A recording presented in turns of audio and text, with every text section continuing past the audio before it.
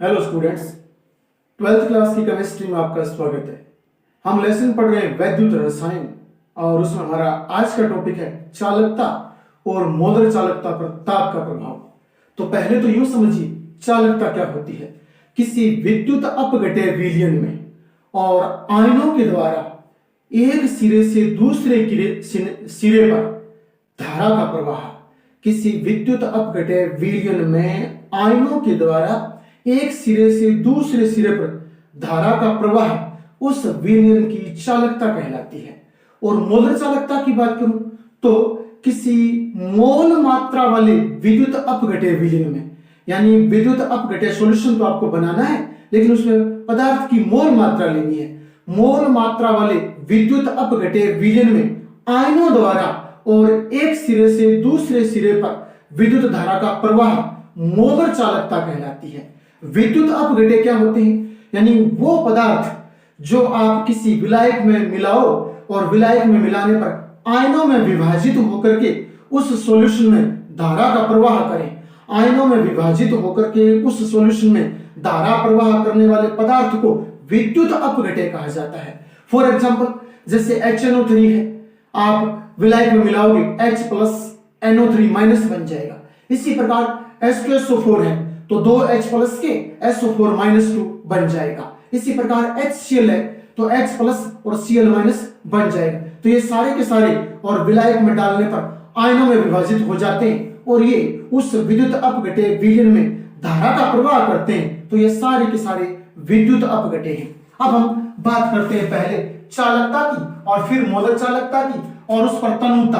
तनुता याद रखना, विलयनों में विलायक की मात्रा मिलाना। दूसरे शब्दों में बोलूं, किसी बने हुए विलयन में आप जल और अधिक मिला देते हो तो हम कहेंगे कि विलयन तनु हो गया और विलयन के इस गुण को तनुता कहा जाता है।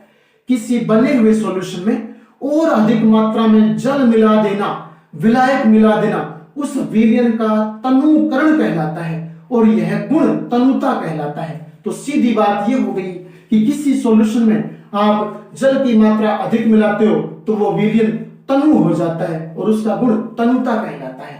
तो अब हम बात करते हैं पहले चालकता पर और पानी मिलाने से, विलायक मिलाने से क्या प्रभाव पड़ता है वो सुन लीजिए। तो ग्राम मोल मात्रा, इसमें आपको ग्राम मोल मात्रा लेनी है। किसमें? चालकता में। चालकता में आपको ग्राम मोल मात्रा लेनी है और उसे किसी विलायक में घोल लेना है। तो मैं बोलूंगा ग्राम मोल मात्रा वाले विद्युत अपघट्य विलयन को, ग्राम मोल मात्रा वाले विद्युत अपघट्य विलयन को जब तनु किया जाता है, अर्थात ग्राम मोल मात्रा वाले विद्युत अपघट्य विलयन में जब पानी मिलाया जाता है तो याद रखना विलयन का आयतन बढ़ जाता है। विलयन का आयतन बढ़ जाता है और विलयन का आयतन बढ़ जाने से उसमें, उस पात्र में जो 1 सेंटीमीटर क्यूब विलयन है, उस विलयन में आयनों की संख्या घट जाती है।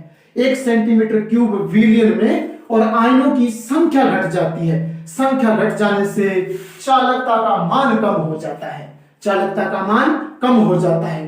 तो एक बार फिर सुन लीजिए कि ग्राम मोल मात्रा वाले विद्युत अपघट्य विलयन में जब विलायक मिलाया जाता है, पानी मिलाया जाता है, अर्थात उसका तनुकरण किया जाता है, तो याद रखना विलयन का आयतन तो बढ़ता है और आयतन बढ़ जाने से 1 सेंटीमीटर क्यूब विलयन में और आयनों की संख्या घट जाती है और आयनों की संख्या घट जाने से उस विलयन की चालकता घट जाएगी। क्योंकि आयनों की संख्या घट जाएगी तो एक किनारे से दूसरे किनारे पर धारा को ले जाने के लिए कम आयन उपलब्ध होंगे, तो फिर आयनों की संख्या घट जाने से चालकता घट जाती है। अब हम बात करते हैं मोलर चालकता। मोलर चालकता में आप ध्यान देना, आपको मोल मात्रा लेनी है। सॉल्यूशन में आप पदार्थ घोलोगे तो पदार्थ की आपको सिर्फ और सिर्फ मोल मात्रा लेनी है। यहां तो आपको ग्राम मोल मात्रा लेनी थी, यहां आपको मोल मात्रा लेनी है। कौन से में? मोलर चालकता में। नाम से पता चल रहा है मोलर, तो मोल मात्रा लेनी है आपको, ठीक है ना। तो मोल मात्रा वाले विद्युत अपघट्य विलयन का जब तनुकरण किया जाता है, यानी उसमें पानी मिलाया जाता है, तो याद रखना उस पदार्थ का वियोजन बढ़ जाता है, पदार्थ का आयनन बढ़ जाता है, अर्थात पदार्थ पहले से ज्यादा टूटने लगता है तो पदार्थ का वियोजन बढ़ जाता है, और वियोजन बढ़ जाने से आयनों की संख्या बढ़ जाती है, और वियोजन बढ़ जाने से आयनों की संख्या बढ़ जाती है। और अगर आयनों की संख्या अधिक है तो फिर एक किनारे से दूसरे किनारे की ओर विद्युत को ले जाने के लिए पर्याप्त संख्या में आयन होंगे तो उसकी चालकता अधिक होगी। तो मोलर चालकता पर तनुता है वो डाल करने से और मोलर चालकता का मान बढ़ जाता है। मोलर चालकता पर तनुता का प्रभाव पड़ता है, अर्थात मोलर जो सॉल्यूशन है, जो अपघट्य पदार्थ बोले गए हैं, उनमें अगर हम तनुता बढ़ा दें, विलायक की मात्रा बढ़ा दें, तो फिर वियोजन अधिक हो जाता है, और वियोजन अधिक हो जाने से धारा को ले जाने के लिए अधिक संख्या में आयन उपलब्ध होते हैं। तो मोलर चालकता तनुता के साथ बढ़ती है। अगला टॉपिक है परबल विद्युत अपघट्यों की मोलर चालकता। तो पहले सुनिए परबल विद्युत अपघट्य क्या होते हैं। परबल विद्युत अपघट्य वो होते हैं जो किसी विलायक में डालने पर पूर्णतः आयनित तो हो जाते हैं।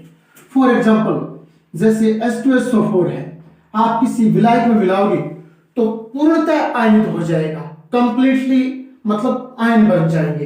तो इसमें आयन बनेंगे वो याद रखना 2H प्लस और SO4-2, इस प्रकार से टोटल 3 आयन बन जाएंगे। इसमें 2H हो जाएंगे, एक सल्फेट आयन हो जाएगा। तो परबल विद्युत अपघट्य वो होते हैं जो किसी विलायक में पूर्णतः आयनित हो जाते हैं, और ऐसे परबल विद्युत अपघट्यों से बना हुआ जो सॉल्यूशन है, उस सॉल्यूशन की जो मोलर चालकता है हम उसकी बात करेंगे। तो याद रखना परबल विद्युत अपघट्यों की मोलर चालकता तनुता बढ़ाने से बढ़ती है। तनुता बढ़ाने का अर्थ है इसमें पानी की मात्रा और मिलाई जाए। परबल विद्युत अपघट्यों से बना हुआ कोई सॉल्यूशन है, उस सॉल्यूशन में आप पानी और मिलाते जाइए तो मोलर चालकता ज्ञात करोगे तो मोलर चालकता बढ़ जाएगी। क्यों? क्योंकि परबल विद्युत अपघट्य पूर्णतः आयनित हो जाते हैं। परबल विद्युत अपघट्य पूर्णतः आयनित हो जाते हैं तो मोलर चालकता बढ़ जाती है, परंतु यह मोलर चालकता याद रखना एक निश्चित सीमा तक ही बढ़ती है।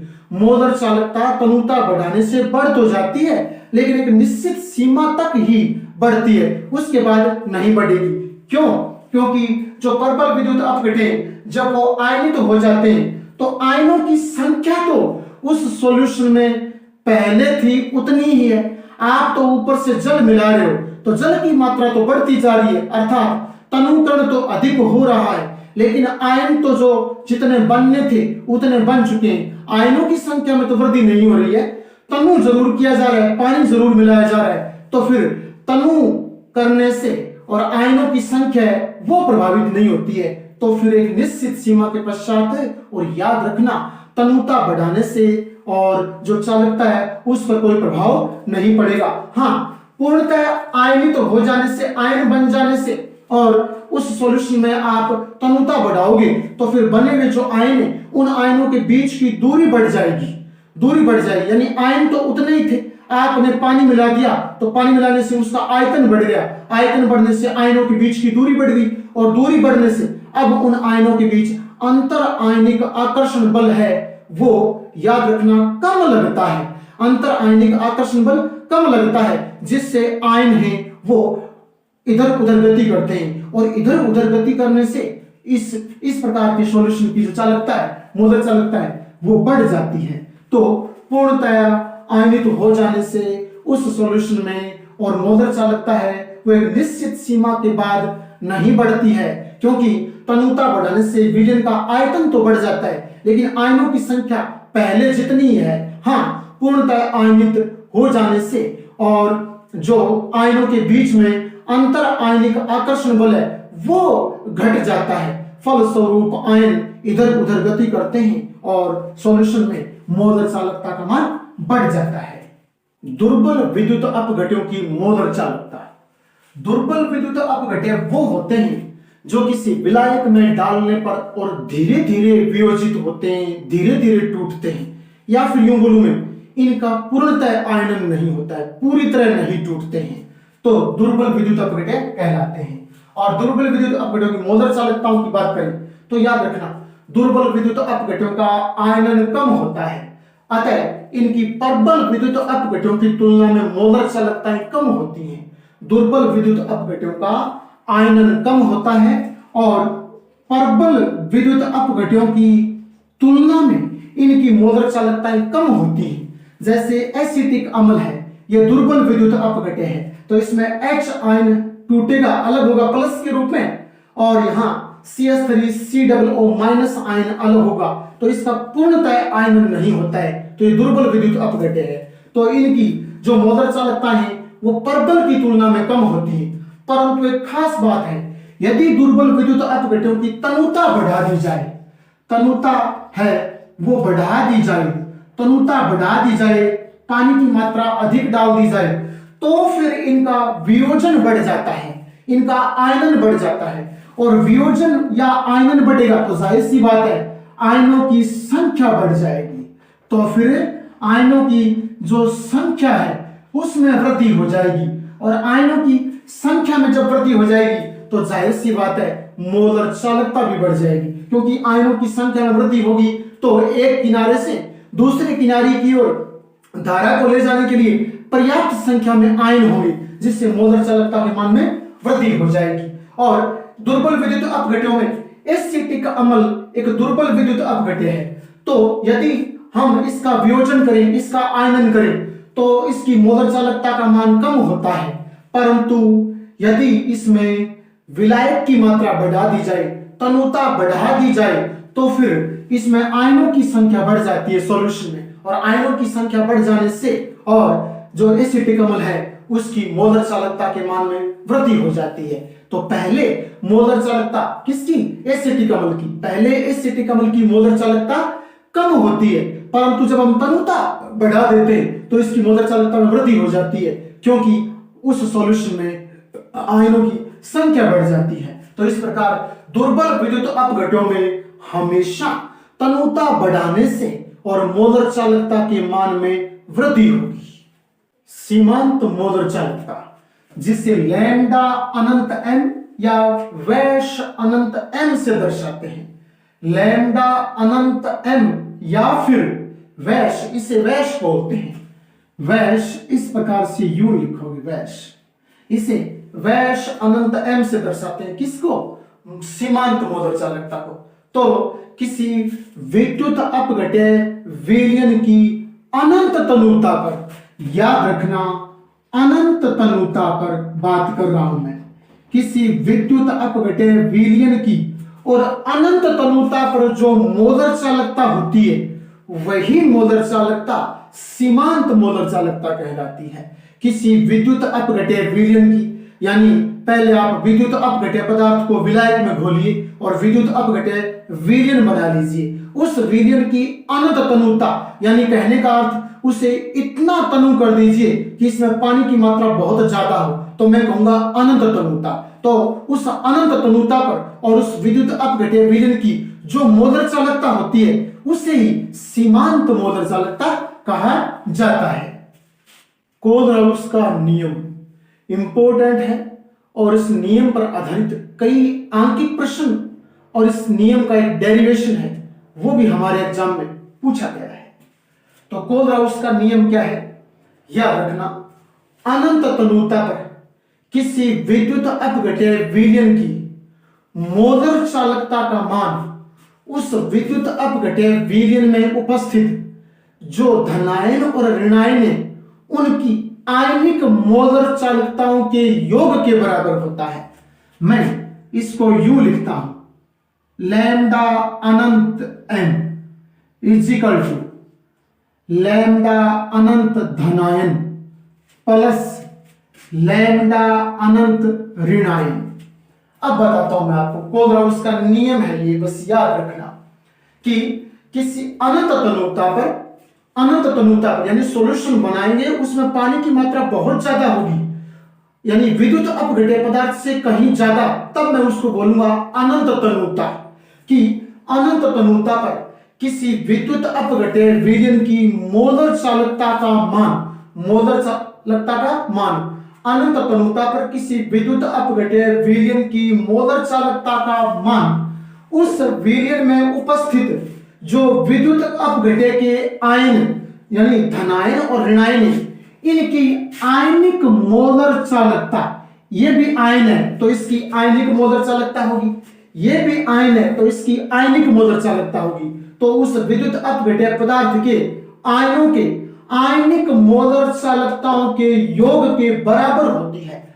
अनंत तनुता पर किसी विद्युत अपघट्य विलयन की मोलर चालकता उस अपघट्य में और जो आयन है उन आयनों की मोलर आयनिक चालकताओं के योग के बराबर होती है। ये सामान्य सा आपको याद रखना है। और इस कोलराउस के नियम से हम विभिन्न यौगिक हैं उनका कोलराउस के नियम से व्यंजक बनाते हैं। जैसे NaCl का कोलराउस के नियम से व्यंजक बनाना, तो इस प्रकार इस रूप में ढाल लेंगे। तो क्या करेंगे, लैम्डा अनंत जो यौगिक दिया है मोलरता किसकी, NaCl पूरे की मोलरता, तो यहां पैरों में NaCl लिख लेंगे और फिर ये बराबर का निशान और लैम्डा अनंत और यहां प्लस लैम्डा अनंत, ये दो लगा देता हूं। अब ध्यान देना, पहला हिस्सा धनावेश का तो यहां पैरों में आ जाएगा Na+ सोडियम प्लस। दूसरा हिस्सा ऋणावेश का तो यहां पैरों में आ जाएगा Cl-, इस प्रकार से बनाएंगे। जैसे हम KNO3 को और कोलराउस के नियम के अनुसार लिखते हैं, यानी कोलराउस के नियम का व्यंजक बनाते हैं KNO3 के लिए। तो याद रखना लैम्डा अनंत यहां आ जाएगा KNO3, फिर उसके बाद में लैम्डा अनंत यहां आ जाएगा पोटेशियम, फिर प्लस और लैम्डा अनंत यहां आ जाएगा NO3-। इस प्रकार से बना देंगे। और याद रखना ये एक संयोजी यौगिक है, यानी इनमें एक संयोजिक धनायन और ऋणायन है। ऋणायन की संयोजकता भी एक है, धनायन की एक है, तो इन्हें कहते हैं एक संयोजी धनायन और ऋणायन युक्त यौगिक।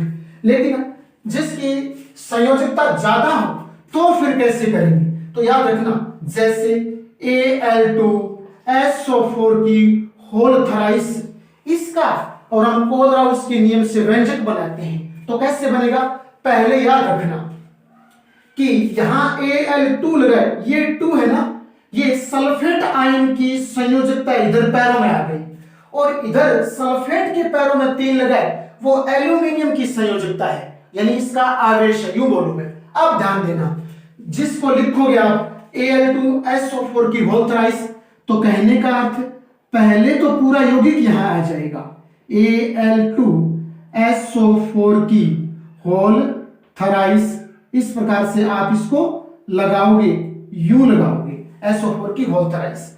फिर उसके बाद में तोड़ोगे, तो ध्यान देना यहां समझने वाली बात है, आप समझना इसको। देखना एल्यूमिनियम के पैरों में 2 लगाए, जिसके पैरों में संख्या लगी हो वो जस्ट आगे आ जाएगी टूटते समय, यानी 2 प्लस के एल्यूमिनियम हो जाएंगे, एल्यूमिनियम 2 बार हो जाएगा। तो फिर मैं यूं लिखूंगा यहां बराबर के बाद लैम्डा अनंत और यहां एल्यूमिनियम के ऊपर +3 आवेश है, वो तो सेम लगा दूंगा।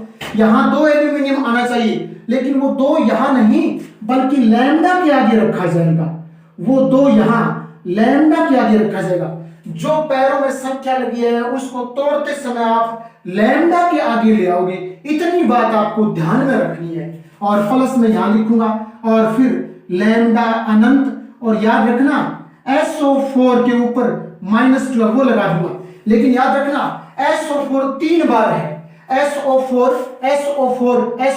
3 बार है, तो 3 पहले आगे आ जाएगा, वो 3 यहां लैम्डा के आगे आएगा, इस प्रकार से जिसमें पैरों में संख्या लगी हो आयनों की, तो वो लैम्डा के आगे लिखी जाती है। इतनी सी आपको ध्यान में रखनी है।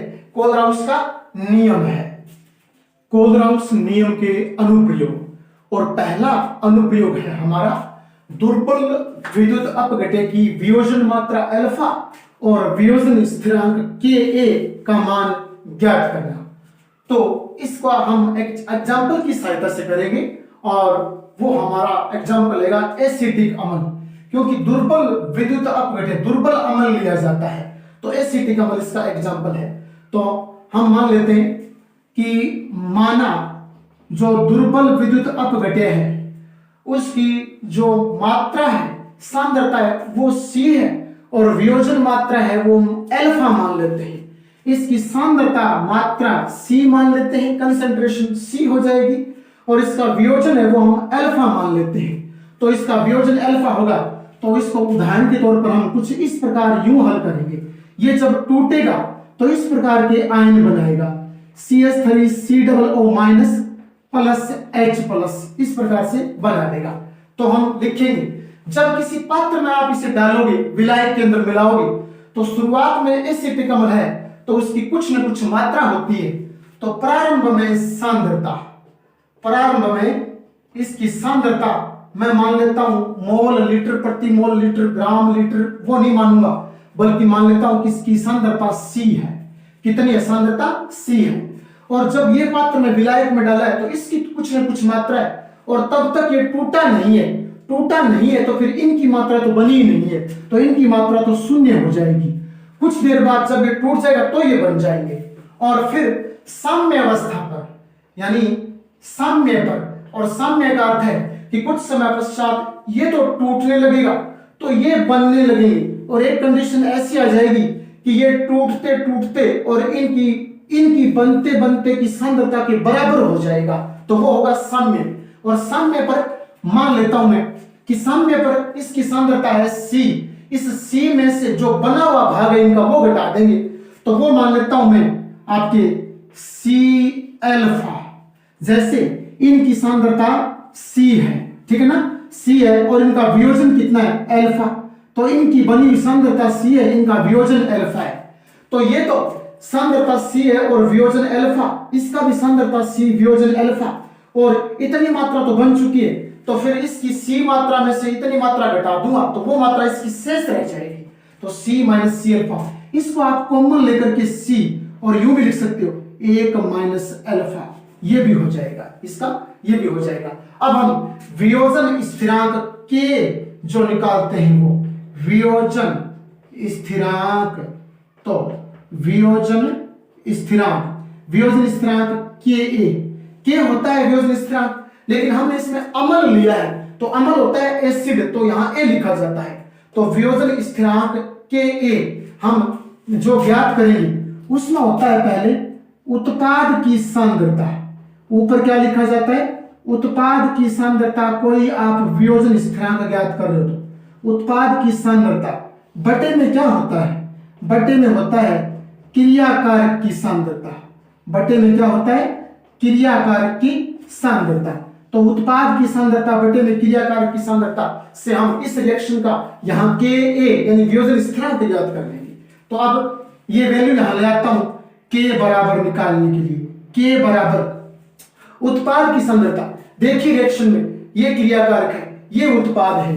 उत्पाद की सांद्रता लास्ट वाली जो साम्य पर होती है वो होती है C अल्फा। तो उत्पाद की सांद्रता कितनी रख दूं यहाँ पर? यहाँ पर मैं पहले इसे यूं बना लेता हूं कि ये उत्पाद है, कौन से? ये वाले उत्पाद है, यहाँ उत्पाद ये आ जाएंगे, फिर ये क्रियाकारक है, ये क्रियाकारक यहाँ आ जाएगा। तो और इनके स्थान पर फिर इनकी जो अंतिम सांद्रता है, मात्रा है, वो लिख देंगे। तो यहाँ तो आ जाएगा C alpha into C alpha, तो यहाँ लगाऊंगा C अल्फा ये ब्रैकेट और दूसरा C अल्फा ये ब्रैकेट, बटे में क्रियाकारक की अंतिम है C इंटू 1 माइनस अल्फा, ये हो जाएगा C into 1 minus alpha, C into 1 minus alpha यहां लगा दूंगा। और जब आप इसे हल करोगे तो ऊपर वाले में गुणा करने से और नीचे यहां C है तो C से एक C तो कैंसिल हो जाएगा, तो क्या बच गया? Ka बराबर आपकी C अल्फा स्क्वायर बटे 1 माइनस अल्फा बच गया हमारे पास, 1 माइनस अल्फा बच गया हमारे पास, ये Ka बराबर आ गया। अब एक बात आप और याद रखना, और वो बात ये होती है कि वियोजन जो की मात्रा अल्फा है, हम वियोजन की मात्रा अल्फा ज्ञात करें, वियोजन की मात्रा अल्फा। तो वियोजन की मात्रा अल्फा ज्ञात करने का एक सूत्र होता है, जैसे वियोजन स्थिरांक ज्ञात किया उसी प्रकार वियोजन की मात्रा अल्फा को भी ज्ञात किया जाता है। वो क्या होती है? सांद्रता C पर मोलर चालकता। हमें सांद्रता इसकी सी दी गई थी शुरुआत में एसिटिक अम्ल की, तो उस दी गई सांद्रता पर मोलर चालकता बटे में अनंत तनुता पर मोलर चालकता। एक तो जो दी गई सांद्रता है उस पर मोलर चालकता और फिर उसके बटे में अनंत तनुता पर मोलर चालकता। तो यहां मैं लिख दूंगा सांद्रता, यानी सांद्रता हमें तो शुरुआत में सी दी गई थी, तो सांद्रता सी पर मोलर चालकता, सांद्रता सी पर मोलर चालकता। और सांद्रता सी पर मोलर चालकता आप दर्शाओगे तो याद रखना वो वैश एम हो जाएगी, उसे हम वैश एम या लैम्डा एम से लिखते हैं, मैंने कोष्ठक में लिख दिया। बटे में याद रखना आएगा अनंत तनुता पर मोलर चालकता। किसनी? अनंत तनुता पर मोलर चालकता। और अनंत तनुता पर मोलर चालकता है वो लैम्डा एम होती है, लैम्डा एम। यहां हम वैश एम लिख देते हैं, वैश अनंत, वैश अनंत एम लिख देते हैं, वैश अनंत एम लिख देते हैं, वैश अनंत एम या लैम्डा अनंत एम एक ही बात होती है। तो अब यहां से हमारे पास अल्फा बराबर क्या बन गया? अल्फा बराबर बन गया वैश एम बटे में वैश अनंत एम, वैश एम बटे में वैश अनंत एम, ये बन गया अल्फा की वैल्यू, ये आ गई। ठीक है ना?